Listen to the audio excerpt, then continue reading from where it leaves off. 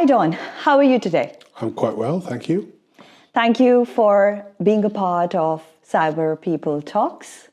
I'm very, very excited to talk about the topic, which is cyber warfare and the geopolitics around it. So maybe we can start with first understanding what is cyber warfare and the geopolitics around it. Oh, that's quite a good question because most countries have their own idea of what it means, but the principle of cyber warfare is roughly the same kind of setup as air warfare or land warfare. It's just warfare perpetrated on a digital medium. So it's basically what nation states do to each other through the internet. And because they've all realized now what the value is of technology and of internet and communications and how countries are quite dependent these days on internet-enabled technologies. So if you manage to destabilize a specific part or an industry in a country that it's critical of, then you could do quite a bit of damage. And so you see a lot of countries that are now developing policies and methods and teams to do that. And digital geopolitics is kind of the same. It's in the name, is field of international relations that revolves around digital assets. So net neutrality is a great topic that has come to the fore, as in, do we want to censor the internet? Do we want to give certain parties a higher priority on our bandwidth, so that some communications always goes through? Do we want to charge certain kinds of traffic, like your Netflix and stuff like that? Do they have to pay to get their traffic through the network because they make money off of it? These issues that are global censorship, privacy, stuff like that, they generally tend to be topics covered by digital geopolitics. They're very much related. Yeah. So how do you see cybersecurity being, involved in geopolitics, or what is the future of cybersecurity within this topic? Cybersecurity is the base skill set that we're all feeding off of. So cyber warfare, cyber crime, and what we call in the commercial world cybersecurity, these are actually all basically the same thing, except different assets are being made to play with and or targeted, and so the end result of the game is massively different. And this is also why I speak on this topic and why it interests me so much. Is it's basically cybersecurity, but with way bigger stakes that you're playing for. So Yeah, and what could be the damage? So, for our audience, to make it more easier for them to understand, what could be the damage? Well, we've actually seen a few. In Ukraine right now, of course, there's the war going on. And Russia managed to turn off the electricity nationwide during their winter in, I believe, 2016, and by targeting 3 distinct power generating companies at the same time and just turning off the lights everywhere. Now imagine in a country where it's already cold because it's winter, it's snowing, and suddenly you don't have any heat and lights, and you can't do anything with the electricity. That's rapidly destabilizing the country. And so this is one great example that is actually considered more or less a prime target when you're at war with another country. And it's something that Ukraine is experiencing on a daily basis. The electricity is being targeted every day. Downing of planes, throwing logistics out of balance, any kind of financial traffic, to block that and sabotage that. These are massively destabilizing things that you can do to an entire country with a lot of fallout from it. So these are generally targets. Yeah. And what should a country do in order to make sure that they are protected? What are the steps that a country or a state should take into consideration? This is a great question because it differs from country to country, but it is definitely not just limited to military assets. So what you would expect is that when you talk about cyber warfare, it's one army against another, but that's not what happens. It's what they call asynchronous warfare. So you take very small means and you have huge consequences. So what you try to do as an attacking state is to have a very relatively small team target something quite big, like a big energy producer or a big bank, and just target a specific weak point that collapses the entire organization. That would be the optimum situation. So what you do against that is very diverse and very wide, because you don't know where you're going to be attacked. You have to basically secure everything. And what countries do, what we've done here in the EU, is determine what our critical infrastructure is, which sectors are most likely to get targeted by a nation state if we are ever at war. Creates legislation that forces companies and organizations working in those sectors to get themselves secured to a certain degree and attest to that and be certified and actually be liable for damages if they don't measure up to the standards that the government states there. So what you see now with this too was a law that everybody's very worried about in Europe now is directly related to cyber warfare because that's what it's aimed to protect us against. So it's quite a diverse list of things that you have to do if you want to arm a nation state against cyber warfare. It's very diverse and very much dependent on what your own critical infrastructure is and what your critical sectors are. Yeah, yeah. What is equivalent of a nuclear weapon in the cyber warfare? That is a great question. I know that there's an old saying that someone uses like a digital Pearl Harbor or a digital nuclear bomb. There's no real comparison. What we are also seeing now, I mean, obviously the war in Ukraine, because Russia is a very powerful cyber warfare player, people like me are very interested in what goes on there, and we read everything that comes in front of us about this topic. And what we see is basically confirmation that while it might be relatively easy to destabilize something, it's quite hard with cyber to destabilize something for a longer period. If you throw a bomb on a building, then it's gone. Yes, you'll have interrupted the services that this building was provided, but it also takes you a long time to rebuild that actual physical building and train new people in case someone got killed. With cyber, you can't achieve those effects. If we do a cyber attack, then yes, the system may be damaged and the data might be at worst deleted, but you restore a backup, or even in worst case, you buy a new server and install the software again, and you're back up and running within a measurable amount of time. So I don't think there's an equivalent in cyber of a nuclear bomb. It's, if anything, it's like how many casualties you would have in real space. So if they would attack a hospital and brick all the systems with malware and 10 people die, then that would be quite a serious cyber attack in that aspect. Yeah. And what do you think international cooperation, does it play a role in addressing the cyber threats or? Oh, definitely. So when you talk about digital geopolitics, this is basically what you're trying to do. What you see now and have been seeing for the last couple of years is that we now have a lot of initiatives that try to establish cyber norms. And this is basically countries that try to agree on what we should and should not be doing to each other on the internet.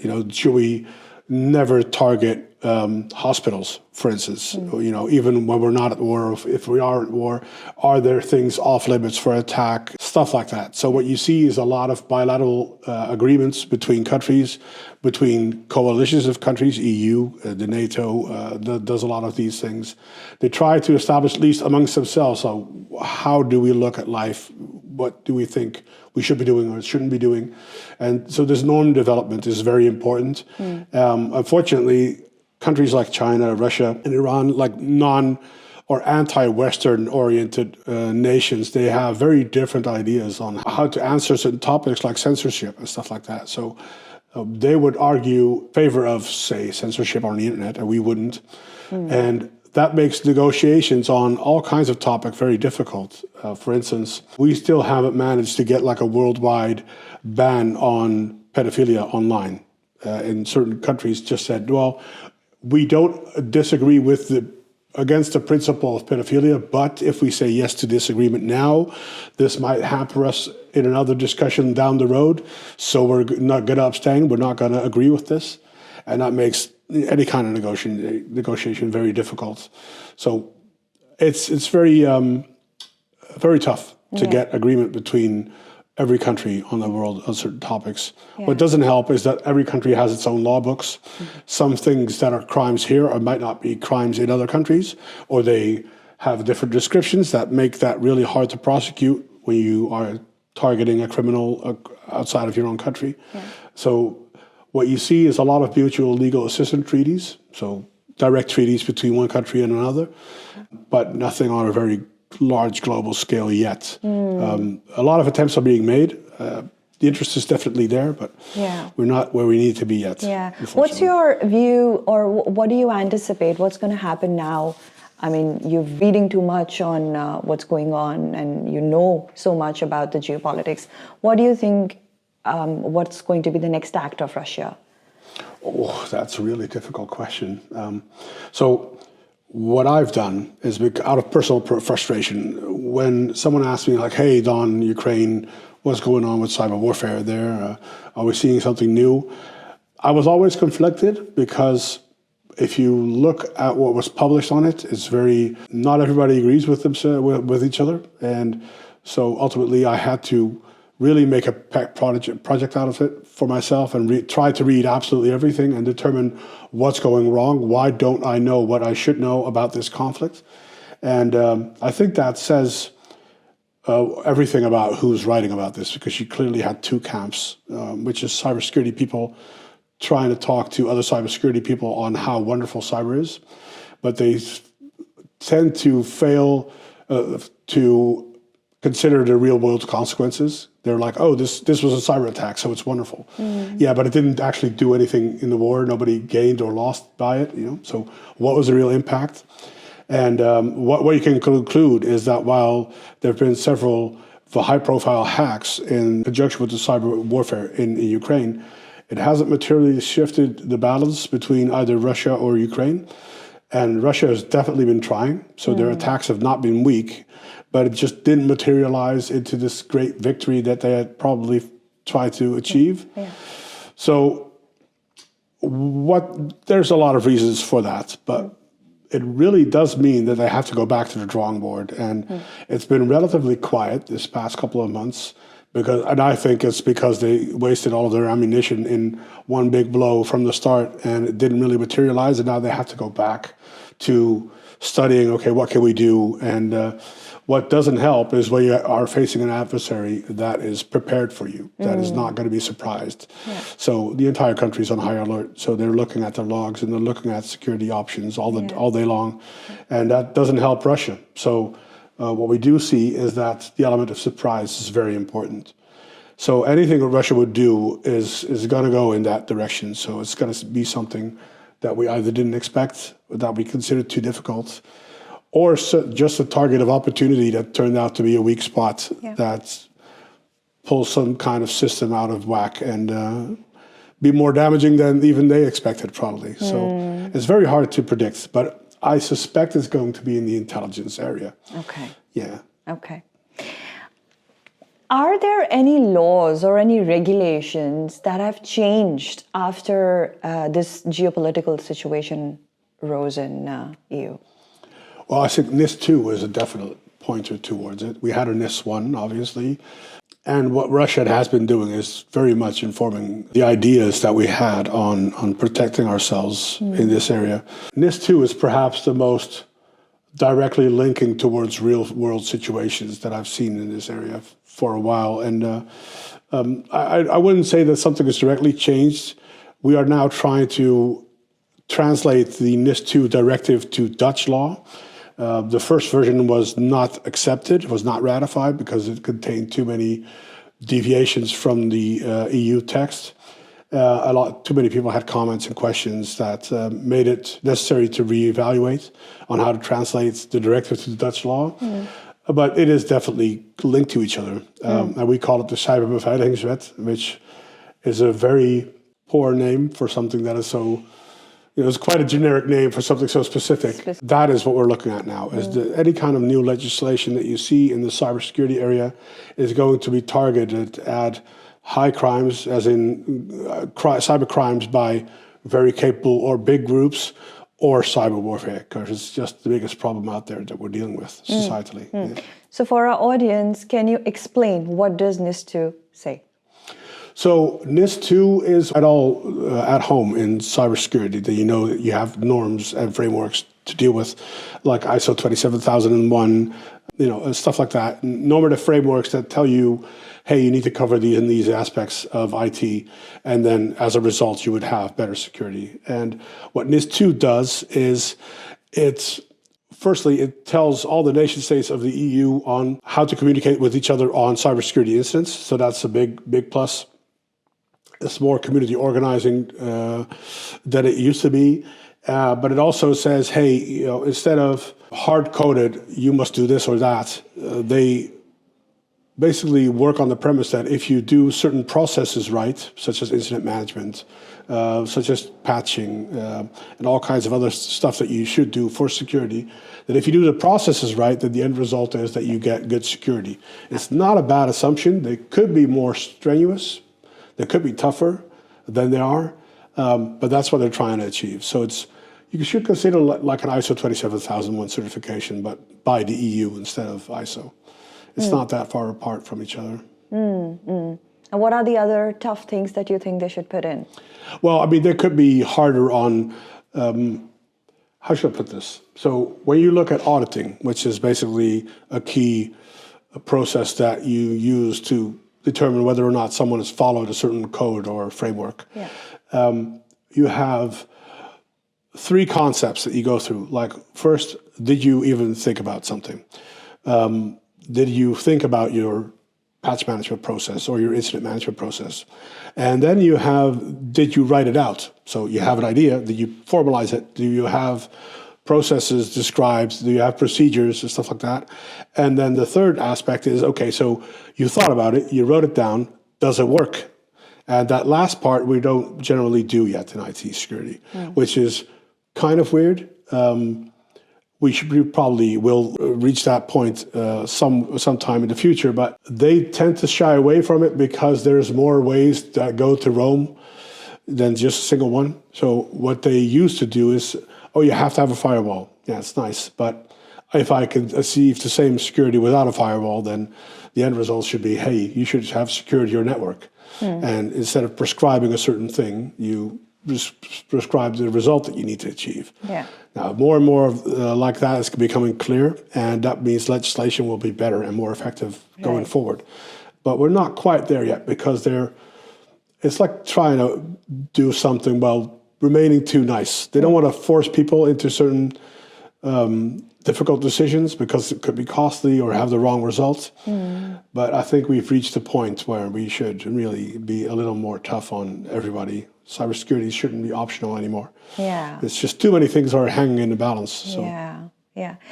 I'm very curious to know, how does corporate world deal with the geopolitics situation? Does the way of taking decisions and basically strategic decisions, does that change when the geopolitical situation changes?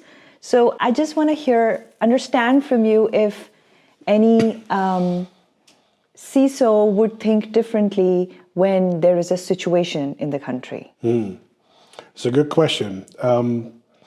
I think that it really depends on what kind of organization you're running. If you are a defense contractor or if you're a telco or a bank, then generally your organization's nature is to be international. So you are much more confronted with what happens in the world. And if you are, I don't know, the grocer on the corner or, a local supermarket, then you don't really need to know all that. And so it's very different from one company to the next. And what does help for CISOs, for large organizations, for international organizations, is to look at the geopolitical developments just as a heads up, like, okay, so we see war going on in Ukraine, Russia's involved, so gas prices are probably going to go up, and try to reason out what else would happen. In the Netherlands right now, I mean, Russia is targeting all the allies that are helping the Ukraine with all kinds of military assets and other support. They're being targeted. The Netherlands is being targeted by Russian troops as a retaliation for us helping Ukraine. So you could reason out, so, hey, my country is helping Ukraine, Russia's going to retaliate. Are they likely to do that? Are we in the critical infrastructure list? Well, you can reason out that you should probably be more on guard if you are than if you're not. And so that's generally how it's being taken. And I think larger organizations with a global reach, they tend to think more along these lines anyway. So in the end, I think it sorts out itself. But it's a skill set for sure. It's a skill set, yeah. And can you share any example where the nation state actors how they are engaging themselves in the cyber warfare situation? Oh, there's plenty right now. I keep reaching back to Ukraine, but it's a very topical thing right now. And they have the IT army of Ukraine going, and it's a voluntary organization with hackers apparently from all over the globe that help Ukraine try and fend off the Russian cyber attacks. And that is a very nice development for them, which really showcases how international cyber warfare is. You're being attacked by someone or something from potentially halfway across the planet, and you don't have the reach to go out and physically touch that person, but they can definitely harm you. And so as a result, I mean, the hacker community worldwide is very closely knit. Well, I don't know if that's true, but they're definitely activists by nature. Most of them, at least quite a few of them are. And we've had a number of hacker groups that are, anonymous and groups like that. Whether they do it to actually, further a good cause or just to be a nuisance, sometimes that's enough, or just to do something that they only want to do because they can.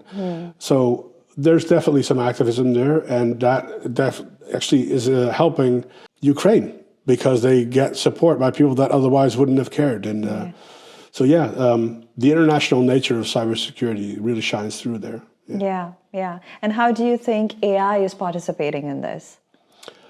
Well, it depends on what your definition of AI is, because right now if you ask me, we're not really, AI is very little more than very smart calculations. What we do see there is that cyber crime rings have taken the open AI frameworks and such as ChatGPT, and they have removed the ethical boundaries of ChatGPT and created their own versions called the Evil GPT and names like that. And they have been using it to create phishing campaigns, for instance, that use the company styles and logos like on the fly. You just type in, hey, I want a malware campaign, a phishing campaign based on Rabobank or another company. And it would just go out and figure out how to make that with what color, what letter font, and just create it on the fly. And it is actually hitting us where we are the most hurting because all of these things take time from a defender standpoint to deal with it. And it's taking up brain space and actual resources that we already don't have. So it makes it especially painful for us that we have to deal with all this auto-generated crap. And so right now, AI is definitely used for that, but it could get a lot worse in the future. They could start using it to write attack code and make it more smart. So I don't know where the future is going to lead, but we're definitely going to have to deal with it. Yeah, definitely. What are the emerging trends that you see that professionals like us executives should be aware of? Well, AI obviously is one. Yeah. That's a really good question. You get asked that a lot, so you think about that a lot. I think on the defending side, I think that we are realizing that community is good. We seek security in numbers, so we connect with other groups and people and organizations that we might have common grounds with.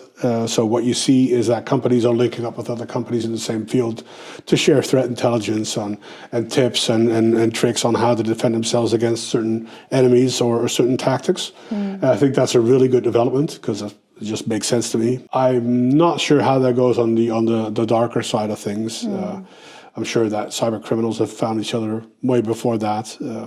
As I understand, the cybercrime industry consists mostly of freelance people that collect together as needed and then just give it a name. But, it's nothing more formal than that.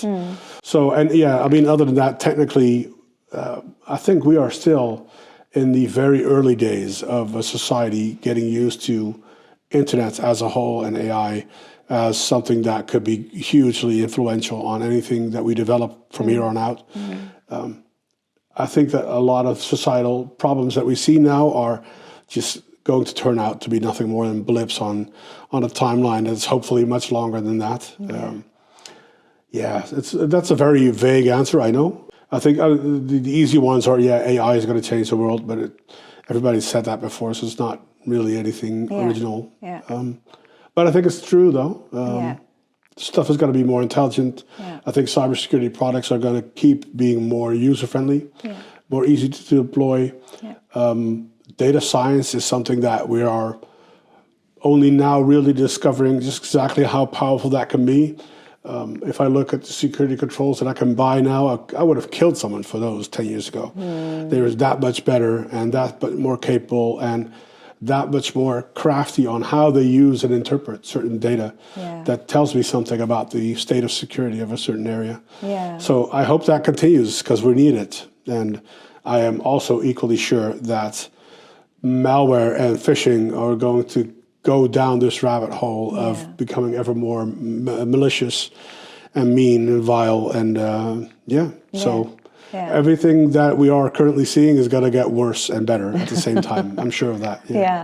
And what do you think should be the mindset of the board in an organization when it comes to a war situation or dealing with this kind of havoc that's going on?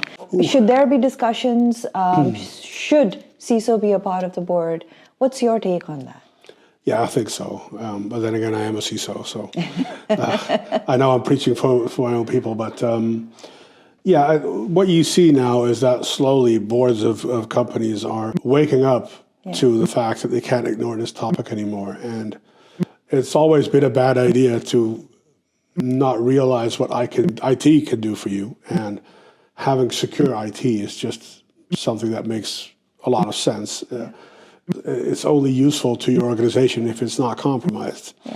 And more board members are forced to learn what it means, what the issues are, how they should interpret risks, what they should do with it, and not in the least that they should spend money on fixing this. And we've gone back and forth on that nationwide for a while now, and it used to be a very hard uphill battle to get the budget and the mandate to fix certain really big things.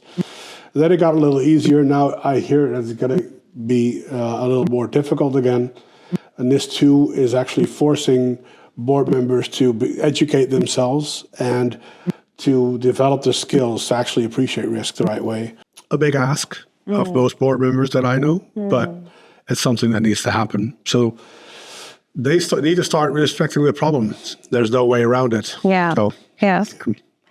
What's your advice on or to someone who's just starting off their career in cybersecurity? Oh, man. If you would start off today, you're in luck. When I started out, there was very little worth education to get. You had a couple of big names that you still see, CISA, CISP, and CISM. Those were the big three, I think. And the rest were IT, like MCC from Microsoft. Then you had Cisco colored network technical education. But these days, man, you can basically pick whatever kind of career you want to have and just go down that road of certification and get the more fun work to do. To become a hacker today is, I think, at least education-wise, is a lot easier than it was 10, 15 years ago. You still need to have the same dedication, but at least now there's pathways that you can go down and go to a company and say, well, teach me this. And they actually have a whole curriculum ready for you. And that's a new development. Just a month ago, I had to outline like a broad spectrum of educational programs in various areas just to tell people, hey, if you want to do this job, then you have to do all these certifications. And I was just dumbfounded at how many course materials have been developed in the past 10 years. So I think, do the work. There's no shortcuts. So what I see is that there's a tendency to want to become a CISO as quickly as possible because it's the highest functioning person in security, but being a CISO is just a job as well. I do less with actual security than, say, a security architect or a security engineer. I don't touch the buttons anymore. I enable my team to be able to touch the buttons. And what I'm talking about as a CISO is I do management things. I look at the budget, I try to convince people that what we're doing is good work, and it's not security anymore, not really. So the message I'm trying to send is, if you are now starting in cybersecurity, really you can do anything. You can even be running diplomacy, because the Dutch government now has a specific cyber diplomat corps.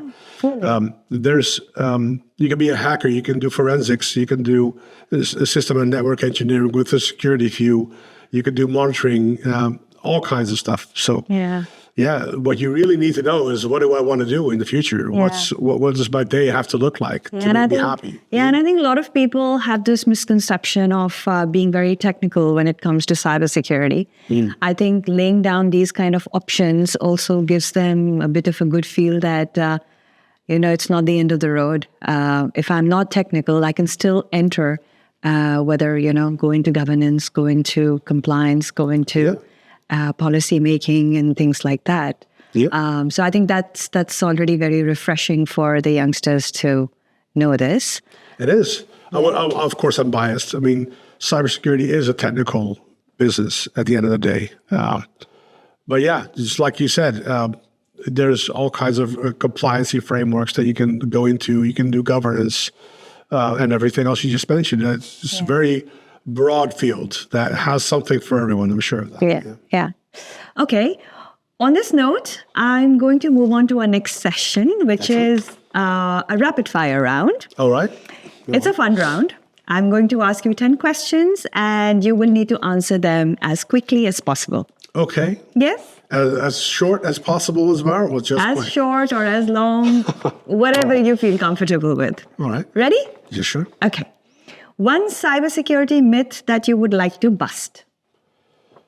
Oh, Christ, that's a hard one. Yeah, that it's not technical. It is. Yeah, I'm sorry. I just said that. Yeah. So a lot of people seem to think, that if I have absolutely no idea how it actually works underneath, then I can be as successful as someone that does know, and it's just not true. It helps to know what's really happening technically. Yeah. Right. Okay. What's the most critical aspect of cybersecurity that you think is often overlooked? The people. And I do mean that in the sense of, as a CISO, I'm biased towards what happens to CISO. What I see is that a huge amount of CISOs have burnouts.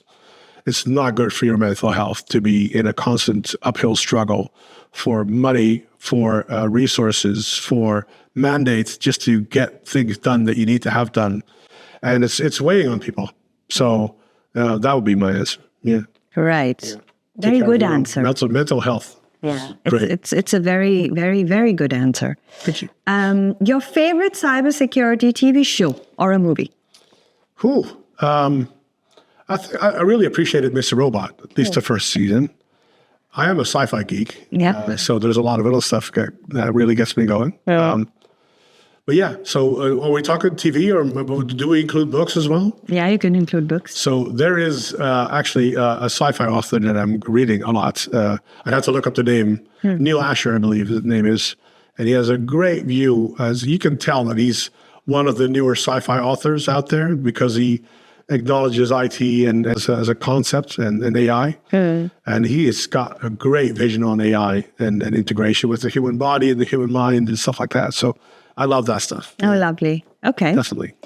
What's your best password advice in 3 words? Get MFA. In 2. Very efficient. Yes. Apple, Google, or Samsung? The most secured? Oh, that's a really difficult question. Apple, Google, or Samsung? If you're talking about device usage, I think it would be Apple. But I'm not sure how warranted that is. I must say I've not had a lot of issues with my Apple stuff, but that's all I use. So I don't use Google hardware. I use Google Chrome and stuff like that, but it's generally very safe. so far. I don't do any risky stuff with it. Maybe that helps. I would say Apple, but, Yeah. yeah. Yeah. A lot of people said Apple before. I'm sure. So I assume it is the right answer. Yeah, so I'm assuming that's because they have a really good reputation, but I don't know exactly how wise that is. Yeah. Okay. Which AI capability is most used in cybersecurity defense? I think machine learning, in the sense that what I find most useful is in the monitoring area, is because we have so much data to go through. And what you really need is some kind of intelligence to look through all that data and give you back the meaningful points in it.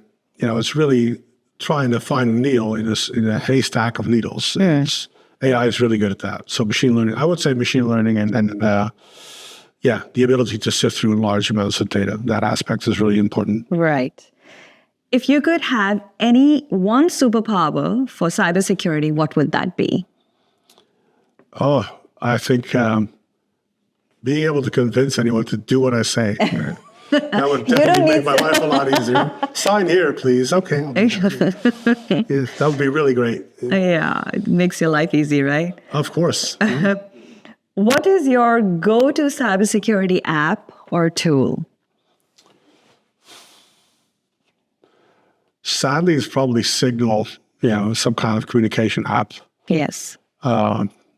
But then, this is the downside of being in management, is I don't get to tinker with the toys anymore. So as a personal hobby, I've been working on Sentinel for a while now for my own company. And it's nice. I like it. I like it a lot, in fact. So I think that would be my first choice. What is the app called? It's Microsoft Sentinel. It's not really an app as well as that. It is really like a full-blown security SIEM SOAR solution. So it's quite big. But Okay. What is your personal cybersecurity mantra? Pay me, I'll fix it. That's